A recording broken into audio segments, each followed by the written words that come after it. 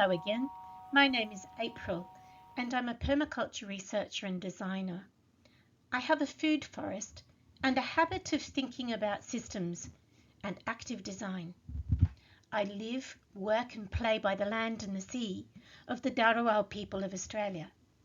I have not lost my home yet, but like many Australians, I felt the anguish of droughts, floods and fires. I've been surrounded by smoke from fire tornadoes, and as I speak, my neighbours downhill have piles of furniture out the front of their homes after recent stormwater. I live in a village, and often our road gets blocked off by floods, and the pass at the top has been blocked for years by landslides. The village has been ringed by fire, has had mild droughts and a few heat waves. But I know things are warming up. I'm acutely aware that I've been fortunate so far, but I've decided to put together some ideas to help other people design better outcomes as we navigate the climate crisis. In December 2019, a fire tornado destroyed the beautiful permaculture property of Judith and Paul Collins. Thank you, Judith and Paul, for being a part of my learning journey. You can read Judith's notes about what survived on my website permaculturevisions.com, and you can see video interviews on our YouTube channel. Permaculture design is a conscious design of a lifestyle where we try to align with nature, harmonize with nature to minimize waste and maximize potential. What has Santa got to do with climate crisis? We often say to children, if you don't believe in Santa, you don't receive anything. But if you don't believe in climate change, you might still receive it. The sad part is a few nations will receive a lot worse than other people. And I've met some people in the cool climates who told me that global warming could be a good thing. So what's the forecast? The long-range climate change forecast is that temperatures will rise. In some parts, the winter rainfall will be less, but the annual rainfall will increase for Australia. The sea and therefore the river levels will rise faster. There'll be more wind, more storms and more tornadoes. Before I offer you some rosy-coloured optimism, I do want to acknowledge that there is a sense of mourning felt by all the people who have lived through catastrophe. These are people who have still not returned to their homes years after a disaster. And there are whole nations who have seen beaches and islands disappear. The Australian philosopher Glenn Albrecht coined the term solastalgia. It gives our nation a term to describe the collective sense of mourning brought on especially after the great wildfires of 2019 and our record-breaking heat waves and floods of 2023. It's related to the word nostalgia, which can be acute, but has been known to come and go, whereas the pain of solastalgia runs deeper because we've lost more than our life's history. In some places of this ancient continent, we've lost the last remnants of unique ecosystems. So then there's the flip side, meliorism, where we believe that we can work with nature to improve the world, that we can design for a better outcome. How do we do that? We do that by applying permaculture design thinking, where we can start to see whole systems, recognize patterns, observe and interact with nature, be resourceful and share ideas. The four main components of resilience, the ability to power on, are to recover, adapt, transform and resonate. Let's dive into the ideas behind recovery. First up, we need to acknowledge that recovery may not happen for a few years. So let's not bounce back. Let's take the time during a recovery period to think about the forces at play and consider preventive measures. Some catastrophes change the space permanently.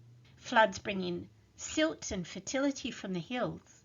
Mature trees falling in the forest allow young trees to get more light. Other disasters may take a long time to happen, such as salination or the pollution of an area, and others still can take a long time for us to recover from, So here are some of the actions we can take, and I'll break them down. First, it's a good idea to know what forces are at play in the climate. Get to know how the sun and wind and kinetic energy, noise and heat affects the site. Get familiar with energy influences, like how does water change the temperature? Thermal mass, how does thermal mass hold a temperature? What does a breezeway do and why is moving air cooler? And what are the energy blockers that you could employ, such as shade, insulation and windbreaks? These factors work in many spaces.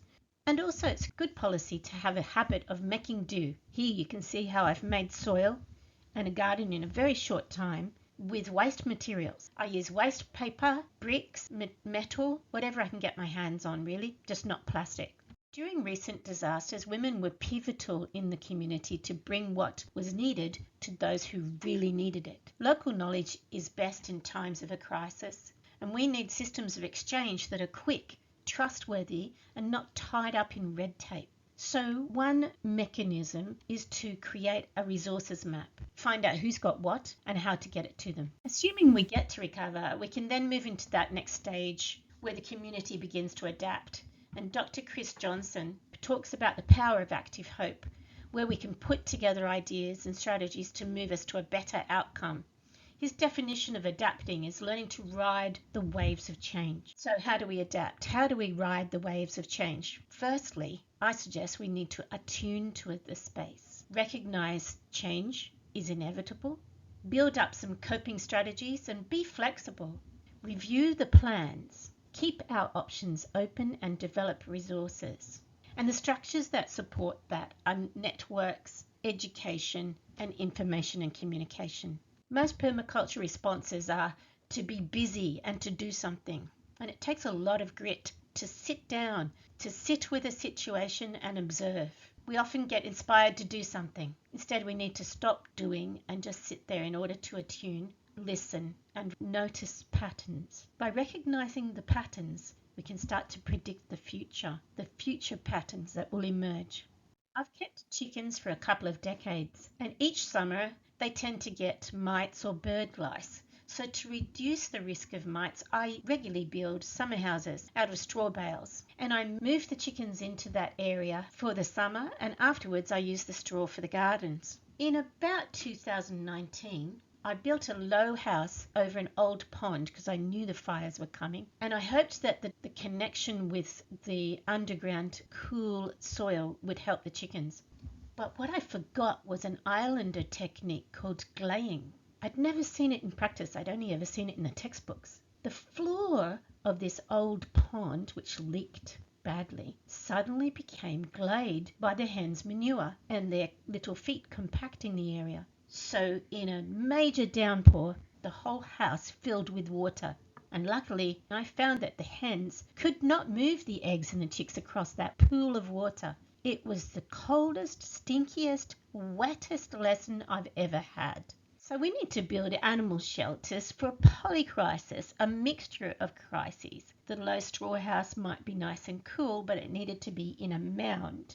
We prepare for polycrisis by having our shelters not below ground level, because what happens even in a tornado is you can often get storm water, and that would flood the area.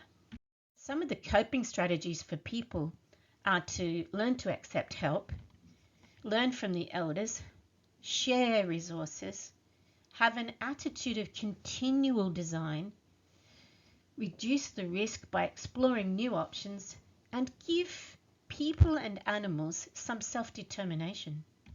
Since December 2019, Australia developed a standard for the building of fire safety bunkers. If your bunker doesn't meet this standard, don't use it.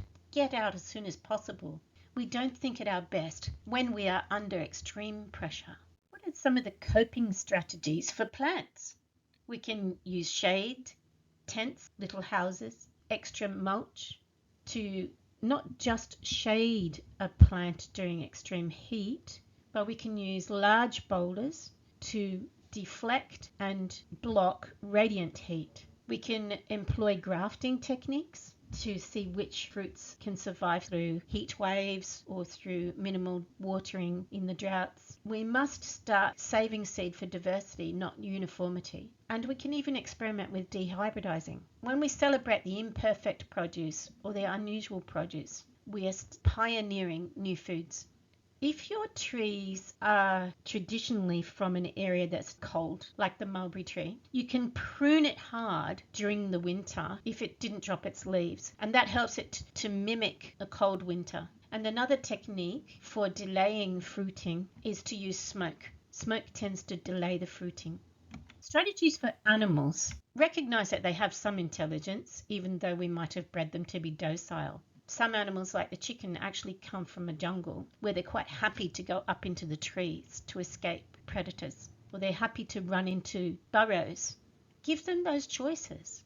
Let's have collapsible fencing, large and tall enclosures so they've got choice, and check that there's non-tangling netting and fencing. Use materials that float if you're in a flood-prone area. Ensure that cattle and larger animals, horses, have access to high ground. So now let's have a look at transformation. We can transform a space or our lives by design. Investigate the prevention and mitigation strategies, and I've shown you a couple just now. We'll build resources to do that by making do, using waste, and we revisit our values. Try to hold on to your positive actions that have worked in the past and replicate them. Observe and share unexpected outcomes so that other people don't have to suffer your same mistakes. Dr. Paul Barnes reminds us that prevention is much cheaper than cure. In fact, prevention costs about 1/6 of the cost of the cures. Of course, some things such as species loss can't be measured in dollars. Disaster risk prevention is essential for economic, social health, cultural, and environmental sustainability. When we're thinking about prevention, you might consider relocating. It could be cheaper and it could be less stressful. Although some plants are flood tolerant, they often need assistance to buffer them from storms. If you have a look at mangroves, you can see how plants naturally buffer from intense water movement. The older houses we see are often lifted up and on stilts. And we could start gardening in removable, relocatable structures such as rafts, old boats, and bulk containers. In other videos, I've shown you how microclimate affects what we can grow and the comfort for our homes. There are 6 microclimate design factors. The 2 of them are very site-specific. They relate to the surrounding climate and frost. So frost could be harvested and used to keep some plants cool, but that's very site-specific. The general factors that we could employ for most sites are the control and use of sunlight and shadows, wind, humidity, and thermal mass. If you are relocating and you're searching for a site with great potential, then choose a site that has the potential for diverse microclimates. One of Bill Mollison's principles was to have multiple elements for each need. We need backups, especially in disaster and catastrophe planning, and even more so to weather through polycrises. And then you can also have multiple functions from each element in the design. Here's a mock-up that I did for a home in St. Albans, which is potentially a fire risk and can get very hot and dry. It's a natural pool and it can provide many functions. It's a rainwater storage, a little bit more expensive than a tank. It reflects light into the dwelling. It's on the sun side of the property. It reduces fire sparks underneath the house. It's also a thermal mass. Water is a good thermal mass to regulate the ambient temperature. And the bonuses are you can go swimming. There's some cooling breezes off the water. You've got water to fight fires and irrigate plants. You've got a change in the microclimate, and you could even have water plants. Another prevention tool I use is a reservoir. So water runs down the pathway, but also goes into some pipes, and then it goes into a large hole underneath this trampoline, a sump. But you can do the same with water tanks, ponds, Rain gardens, trenches, and even the pathways themselves can allow the water to slowly percolate through to the soil below.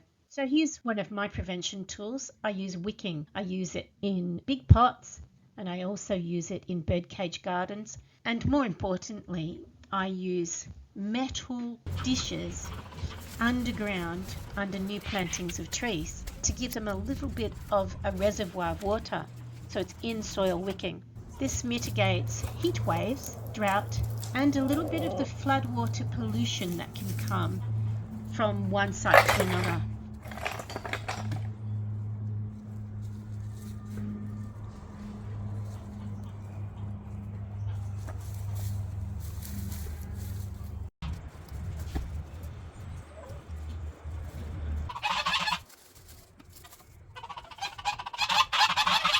Another strategy to explore would be natural air conditioning, where plants and water cool the air. Here's a wall of plants and it has a drip water system from the top, so it's quite economical with its use of water and it is lovely and cool. It's also part of a breezeway. The air is channeled along the walkway. Here's the intensive layers in our food forest. In these dense areas of the food forest, there's very little erosion. Another prevention tool is the flow control, controlling the flow of water, but also controlling the flow of the breezes and fungi and humidity. You can use rollover mounds. They direct water to the side but allow the vehicles and the barrows to go over them, a bit like crooked speed humps. But you can also etch into a driveway to encourage the water to run along the etching. And another flow control mechanism is where you put holes in the sides, the edges of a pathway or a driveway or even a road. And these holes, entry points, will allow some water but not inundations. When we're talking about tools, don't forget about buffers. Some really good buffers are riparian zones along waterways, heavy mulch, intensive plantings. They all hold soil and the biomatter and reduce the impact of heavy rainfall. A typical prevention tool is shade, but what does shade actually do? It does two things when it's a living organism like the grapevine. When it's living shade, it prevents the hot sun rays from hitting us and hitting the ground and all the surrounding thermal mass. See, these buildings here are quite dense thermal mass. The beauty of shade from trees and vines is that it also allows hot air to rise up through the canopy. And in winter, if the plant is deciduous like a grapevine, that plant will drop the leaves and let the light through when you do need it. Shade plants protect people, plants, fruits, and animals. In our garden during one of the biggest heat waves of about 41 degrees Celsius, the grapes that hung in the direct sunlight shriveled up and died. And those grapes that had some leaf cover survived. Over the centuries, people have been growing food in greenhouses to extend the growing season or to start growing earlier in the year. And sometimes they will add hot manure underneath the plantings, or they'll set the greenhouse into the ground for extra insulation. This technique is good for growing foods in winter, but for the purposes of adapting to climate change, we could use greenhouses to create varieties of annual crops that will seed earlier and earlier each year. Understanding and using humidity is another prevention tool. Humid air holds more heat, so we might design to trap that humidity in cold spaces like greenhouses and even in the home, which can get quite dry during winter. Or we might want to blow away humidity in hot spaces to reduce fungi on grapes. Most of us understand how the tree works to keep us cool. We'll stand under a tree on hot days instinctively. But most of us don't know that the trunk itself actually regulates the temperature around it. With its pumping system, the water moving up and down, the tree regulates. As much as possible, it will regulate the temperature. In Adelaide, in the city of Adelaide, the street trees have been documented to reduce the heat in the entire suburb. Another trick for adaptation is to have a range of varieties and species available. Traditionally, we know to save the seeds from the first and the best harvest. But also, let's start to create cuttings and graftings from the late season varieties. Experiment. We don't know what we're going to need. But there's an elephant in the room here. A lot of people are starting to fear trees. This tree fear has been triggered by storms and fires because we know that trees fuel fires, and very few people realize that they slow the temperature increases. And so we must improve forest management practices and start listening to the wisdom of the indigenous people who managed these forests for thousands of years. This is what we see in the media, and this is what the community fears. So we need to change what we're exposed to. We need to resonate with active hope strategies. When we resonate and show how that we can transform a space rather than bouncing it back into shape, but take it to something totally new and robust, then we share the learnings and we organize resources and we encourage active hope. We start to refine those community values and we look at how to record positive actions for future scenarios. The support structures are quite important.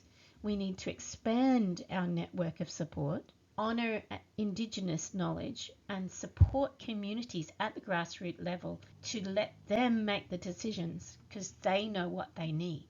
So here I've shared with you my patchwork of strategies. Your community knows what is best, so I'm not going to tell you what to do. Instead, I've shared some of what works in my area, and collectively we build a fuller network of strategies. Our future is in your hands. Thank you for caring.